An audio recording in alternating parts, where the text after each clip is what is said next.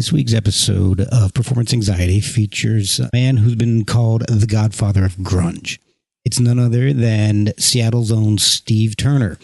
From his days in Green River with Stone Gossard and Jeff Ament, all the way to Mudhoney with Mark Arm, Dan Peters, Matt Lukin, and now Guy Madison, into his solo work, his tone and his sound is unmistakable. Without further ado, it's Performance Anxiety with Steve Turner. Hello there, I'm Steve Turner from the band Mudhoney, and you are listening to Performance Anxiety, and I have some right now.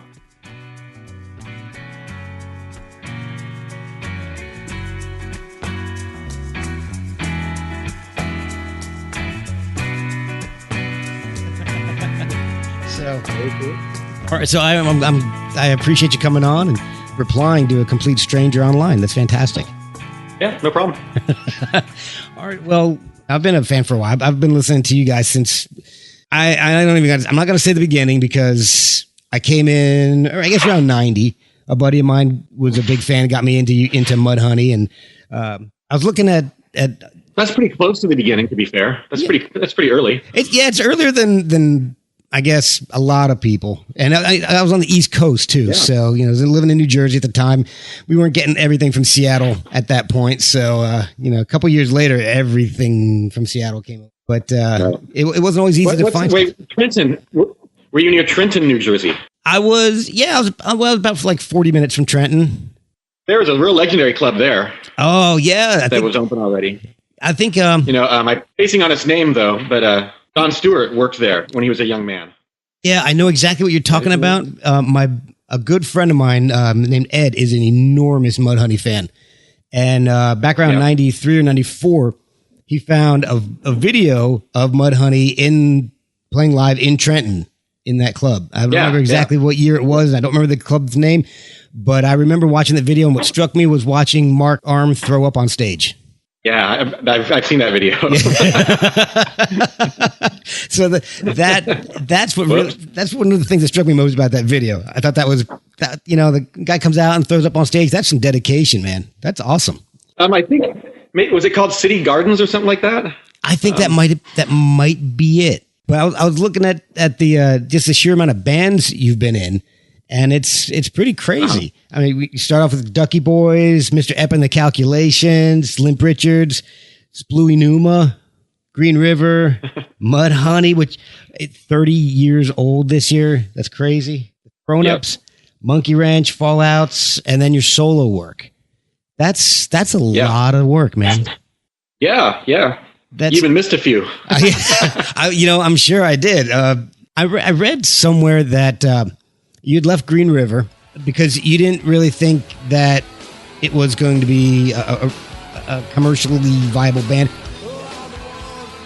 You thought that Stone and Jeff were in it, and you thought they had unrealistic expectations. Yeah, and they just the basic thing was I was still really into punk and garage rock and stuff like that, and they were definitely veering more towards the metal side of the fence when I quit. That era of Green River isn't really documented well because when I quit, they got Bruce on guitar and they totally changed their sound for the better. My favorite record that Green River made for real is Dry as a Bone EP. The first and the 7-inch. And they fixed the problems, and clearly I was one of them. Well, and it's funny. Yeah, I thought they were nuts. Stone and Jeff thought they could make a living from music, and I was like, "You guys are kidding yourselves." And again, I was wrong. and you turn out to be doing the same thing, so you're definitely wrong. So, Now you said that you thought they got rid of the problem because it was you, but your sound is really unique. And it's kind of funny because I've been listening to Mudhoney and your solo stuff and Monkeywrench, and I always tell when you're in the band. I can definitely hear the Lee Stevens influence, the Blue Cheer influence. And it was your sound something that you strove for, or was it something that you did because of the equipment you could get at the time and it just kind of worked? Or how did that come about and stick with you? There was a bunch of things, For one, I hadn't been playing guitar very long when I started playing in bands. Okay. That was kind of the punk rock ethic. You just pick up instruments and say, okay, we're a band now. Let's go. Let's do this. And I had, crappy gear. But a big turning point was when I was in my first band, the Ducky Boys. That was with Stone. Okay. I was complaining to a buddy at work that I couldn't get a good guitar sound. Like, it wasn't very dirty. And he asked me if I had a distortion box. And I said, what's that? And he kind of grinned. And the next day, he gave me a Super Fuzz pedal, man. which is like the gnarliest fuzz box ever. And I plugged that in, and I was like, oh. so that set me on my path, I think, as far as, wanting the dirtiest kind of guitar like that. So then I'd gravitate towards music that had that too, Okay. And Blue Cheer was such a heavy, buzzed out band. And 60s garage stuff, like even, local stuff, the Sonics and the Wailers, that kind of stuff, the Seeds pushing hard, that guitar sound there. And I guess wasn't very, I wasn't very skilled yet, so it was pretty simple guitar playing. Your whole sound is kind of a DIY sound, and it's that seems to cross over into a lot of what you've done. You've not just your sound, but Super Electro Records and putting records out yourself. Are you a gearhead with your rig? Not at all. Okay. I use a simple Fender amp, either a Super Reverb, a Twin, or a Hot Rod DeVille. I've got a couple of nice Guild Firebird guitars that I really like, nice. I still use a Big Muff a lot on a lot of stuff, especially live. The most exciting thing that I've added to my guitar gear, like live rig and stuff, was because of Stone. We're still really close friends, and I was staying at his house and had Ibanez Tube Screamer sitting there. And I asked if I could borrow it. I'd never used one before.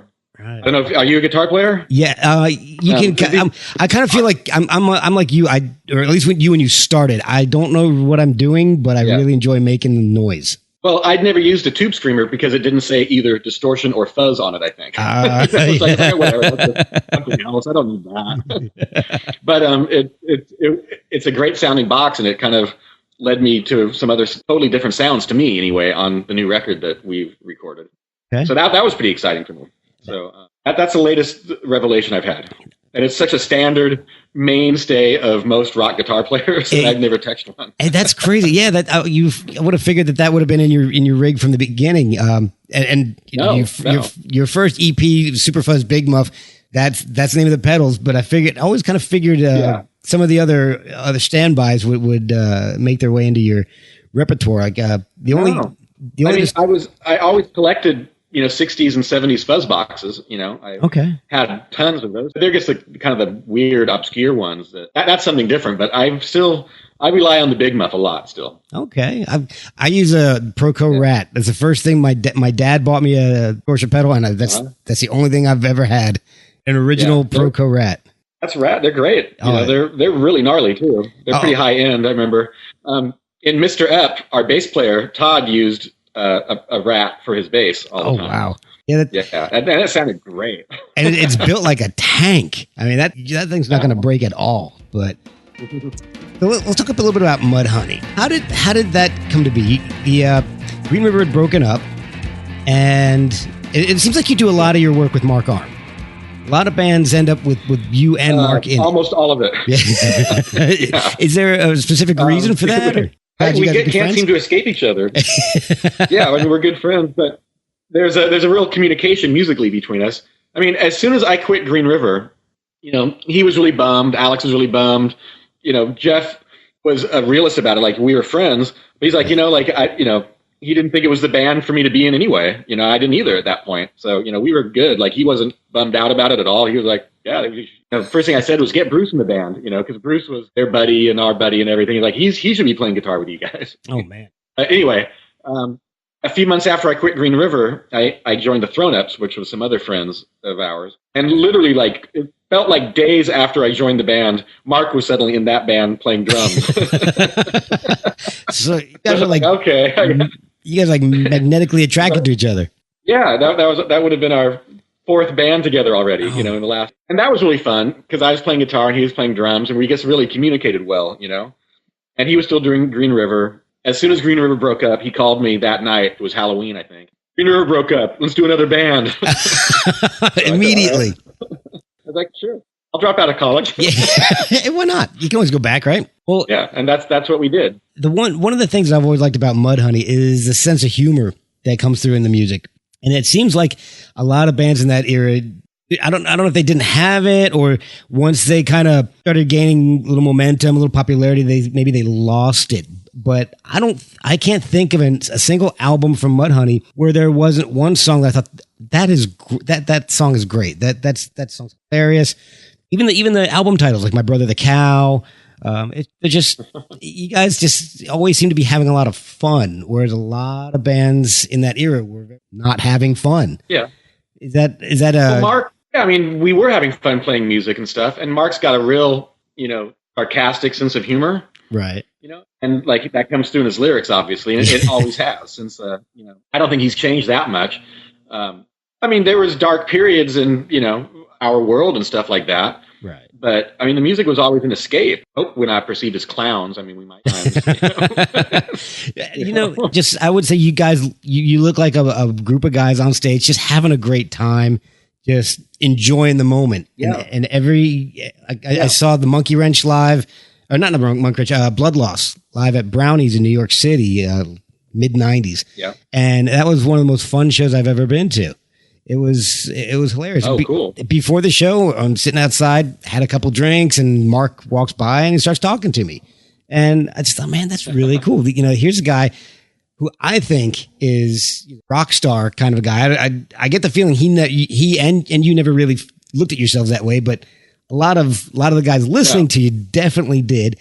And here we are sitting outside of a bar in New York, just talking music. And I thought that was really awesome. So that's one of the things I always loved about you guys and your music. Worked with some really, really cool people. And let me look at my list here, because I wrote a bunch of these guys down. All right. So you toured and worked with Sonic Youth. Yeah. Jim Dickinson, who worked with the Rolling Stones. You got a chance to work with Chris Farley, Sir Mix-a-Lot. I mean, I wonder how does Judgment Night, the soundtrack to Judgment Night. You guys play a song, Freak Mama, with Sir Mix-a-Lot.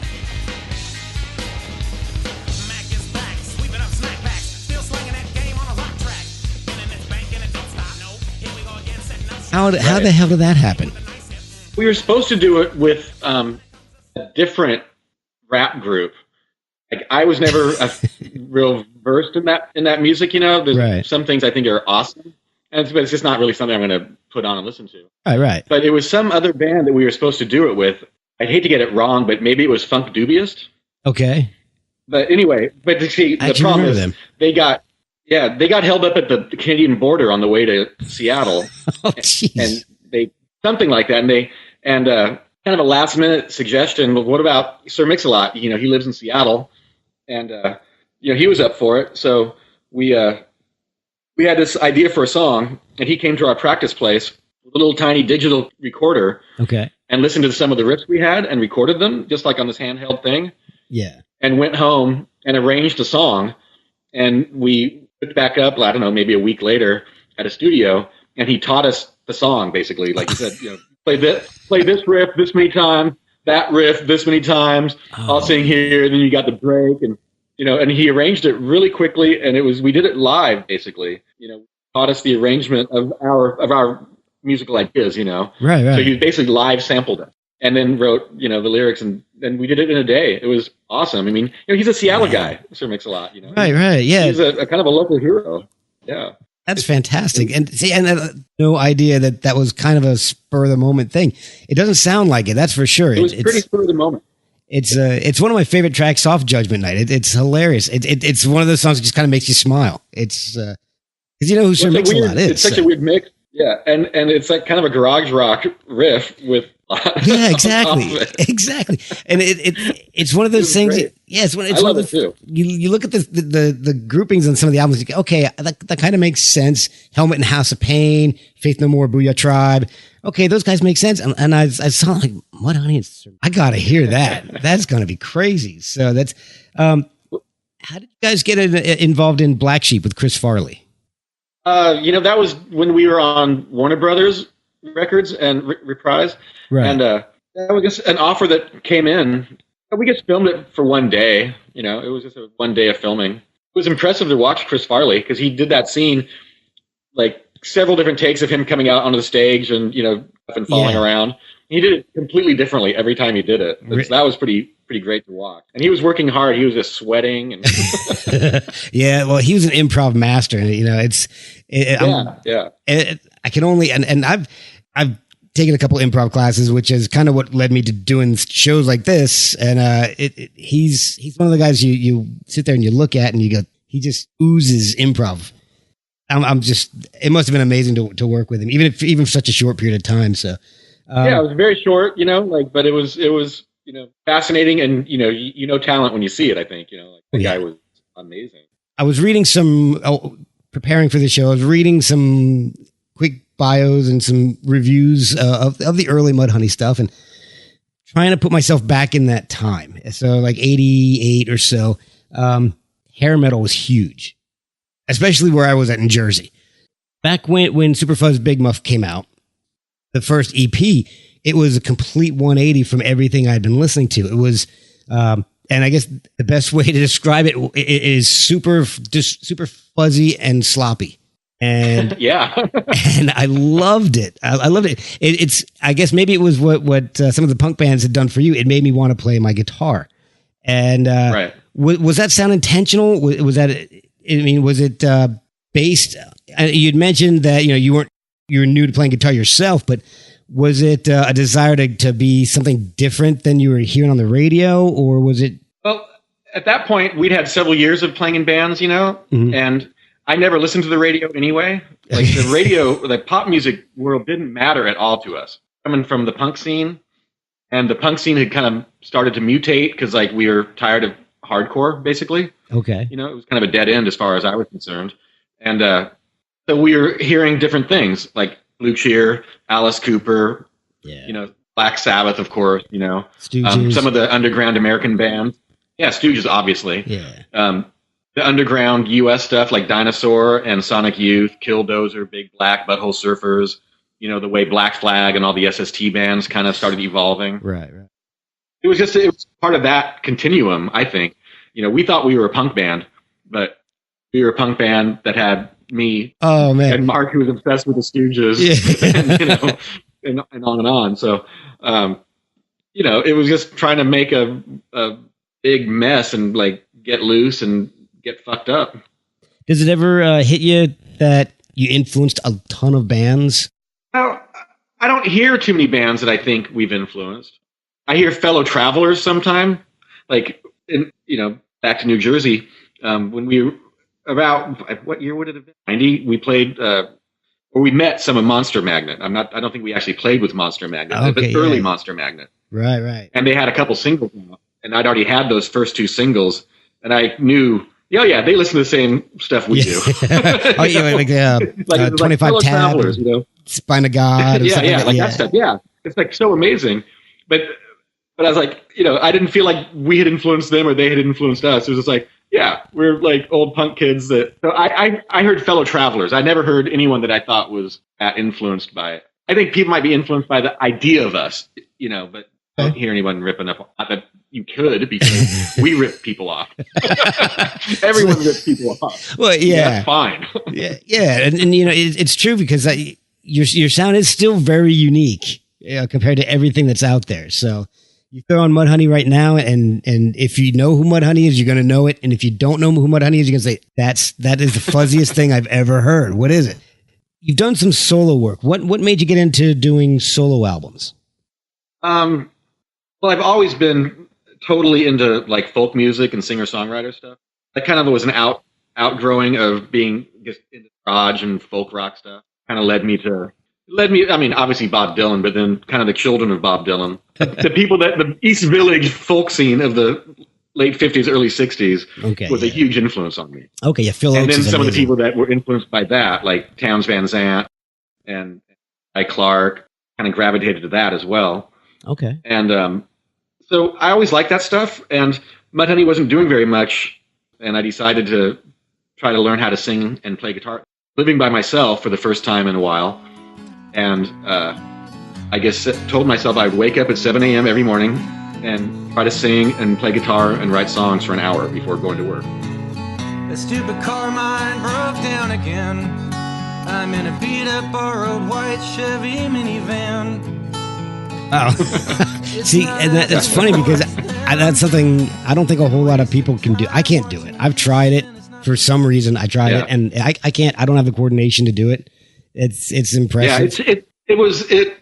I didn't think I did either, but I just kind of started trying to actually do it, and actually singing. It kind of started coming together, kind of like the way you learn how to play drums. It's like disconnected parts of your body, but parts of your mind are controlling them. It came together, and it was really exciting and fun. And I didn't think I was going to do anything with it, but it was just really like, wow, I can't believe it. I can actually do this, sort of. So when you go out and play out a lot, or do people know what they're getting? Because your solo sound is a lot different from Mudhoney, and you can definitely tell it's you playing the guitar, but the sound is more of like a maybe like a Blue Cheer meets the Burrito Brothers. That's fine. I don't really do it. I haven't done it lately, to be honest. Okay. That was like a time in my life when I was single. I didn't have kids yet, and the process. I can't be in a house with other people and be trying to write a song. It's really difficult. It's kind of humiliating in a way because it's awful. I can understand that, and it takes a while before it's not awful. And so it's really hard. The process was. I need a lot of privacy. I need a house to myself for like months. And so plus Mudhoney got kind of busier again, and I got a lot busier. So in 2000, Matt Lukin left, and right. You guys picked your bassist, and I swear I've known this band for a long time, but the name kills me. I can never say it without laughing. But you picked Guy Madison from Lubricated Goat. And did you guys? I mean, you guys had worked with him through the Monkeywrench and Blood Loss, right? He'd been in Blood Loss, and we'd known him for a long time. Like we'd met Lubricated Goat when they first came to Seattle in 1989. Okay, and we loved Lubricated Goat. So I'm going to isolate that sound right there. I'm going to isolate. I love Lubricated Goat. It's a great name. It is. Their first album is called Lubricated Goat Plays the Devil's Music. Oh my god! And it's like just a genius. Guy's not on that one, unfortunately. Oh, when Matt left, we weren't sure we were going to do anything. We took a solid year off. We didn't do anything for a year. We put together the triple album Best Of. Mark and I did a second Monkeywrench. Cracked us and like, okay, let's not even think about Mudhoney. Let's just not even worry. And eventually, we three of us without Matt got together, and we were trying to think like what we could do. Well, maybe we could just kind of record some stuff. The three of us, rip down Mudhoney or something. Because I'd been playing bass all year, so I was like, I'm pretty good on the bass right now. And, we could overdub stuff, we could at least do some recordings and, that kind of thing, Yeah. And but eventually we were offered to go to Brazil. So we actually got another friend, Steve Dukic, to join on bass for a few weeks. That kind of got us back playing a little bit, and it was great, He actually roadied for us back in the early 90s for a tour. Wow. So he was a fellow traveler. But then, Mark, the only other person that we had thought of was Guy, but Guy was really busy in nursing. A few months later, I don't want to say agreed to, join the band, but I started teaching him songs. Okay. So you're kind of being a little sneaky. Yeah. And so, we got him, and had to be some old friend. Guy's an amazing bass player and a great fit. And he's a nurse, which really helps as we get older. Yeah. Because as we have health issues, we ask him, and he advises us on our health issues. See, and then you guys don't have to spend the money on that. You guys have your own in-house medical advice. It's working out great for you guys. Yeah. No, it's awesome. No, he's amazing. I mean, at this point, he's been in the band longer than Matt was, which is pretty fun. Great, and I didn't even realize that. Like kind of a lot longer. Yeah, because Mudhoney was 88, and Matt left in 2000? I can't remember exactly. Like, I want to say 99, but he came back and we did like a reunion. But he was just tired of playing music. He He hasn't played music since. Oh, really? He was just kind of over it. What's he doing now? Was before we started a carpenter and cabinet maker, and he still is. It's very talented, employable. Well, he has a skill.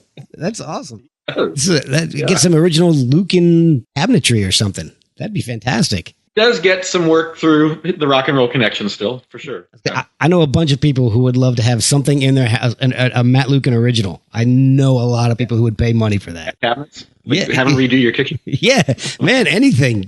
Build a table, something, anything. Just as long as it's a Lucan original, they'll be thrilled. What's in store for Mudhoney for the future? We're starting to play a few shows right now. Like we haven't toured for 2 years right now. Okay. Because we've been trying to get a record together. We usually tour in the summer. We usually go to Europe for a month, but we're not doing it this year. We're playing the Burger Boogaloo concert in Oakland on June 30th. Okay. Coming up real soon. That's a 2-day fest down there from Burger Records, which is Evo and the Dam, the Spits, the Mummies, all sorts of rad stuff are playing. Oh, cool. Well, that name makes a little more sense now. We're playing the Sub Pop 30th anniversary party.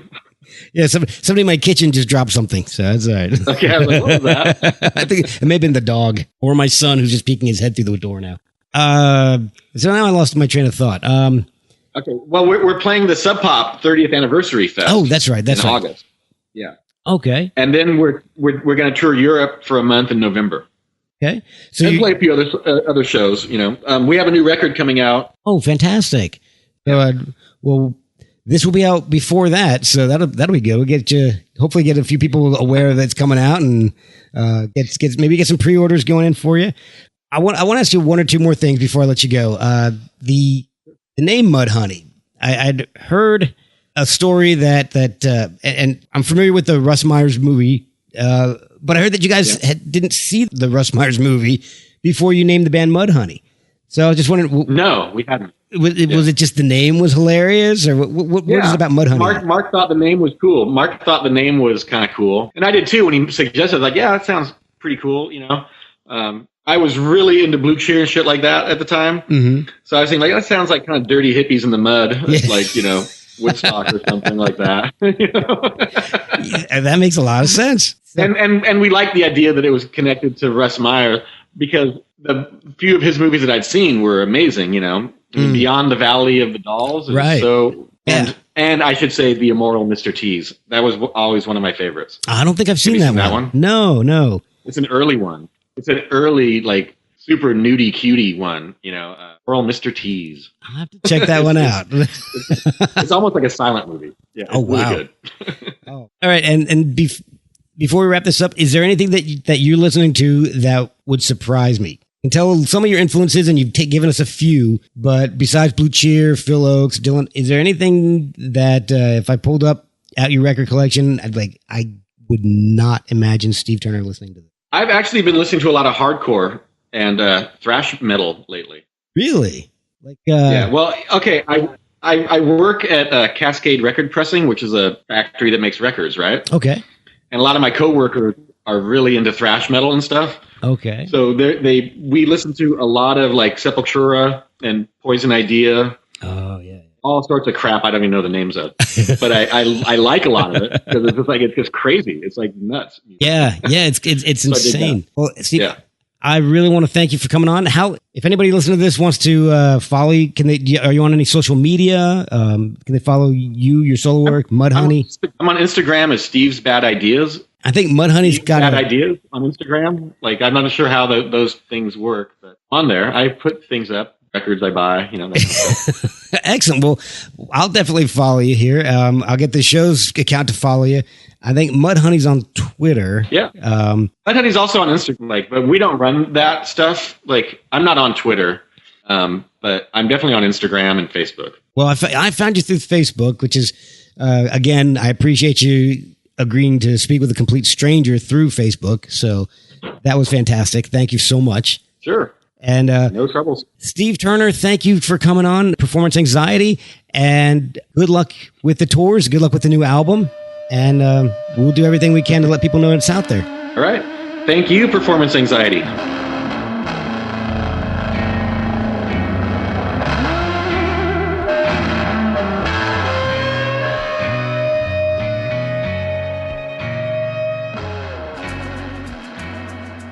So Right. I don't know what the problem might be on my end. It's on my end. No, it's on my end. You know, it's telling me to change my internet. Yeah. Basically.